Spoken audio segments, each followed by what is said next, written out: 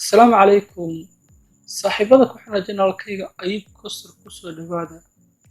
Waxaan rabaa inaan idin tuso sidee muus loogu isticmaalaa mobilkaaga. Ileen waxaan horay u ogeyn in muuska lagu isticmaalo kombiyuutarka, laakiin maanta way ka duwan tahay. Waxaan ku isticmaalaynaa mobilkeena muus anigoonan ku xirinin wax USB ama fiilo ah. Haddaba waa cajaa'ib. Fadlan fiidiyowga dhammayso adigoo mahadsan, janaalkana soo dhaweey, asxaabtaadana la wadaag. Bal aan galno baraatikada.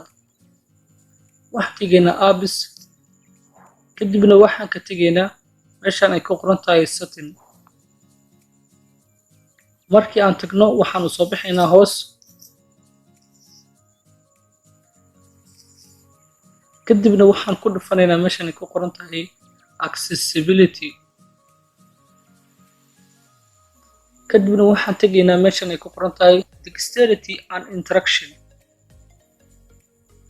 kadibna waxaan tegaynaa meeshaan ay ku qoran tahay assistant menu. kadibna waxaa leenahay on.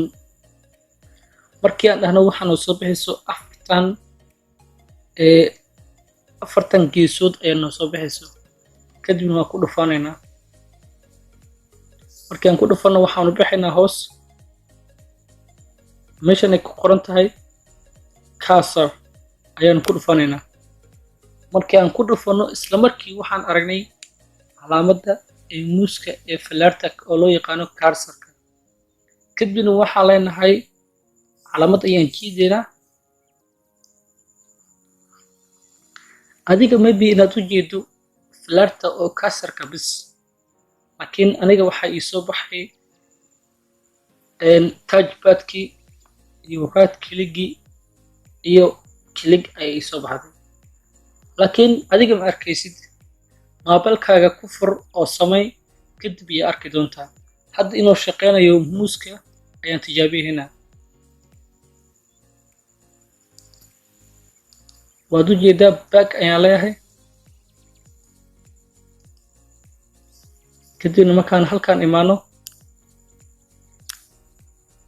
isla markii waxaan imaanay desktopka.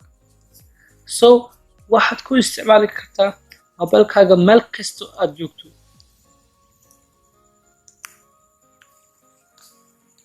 waad u jeedaa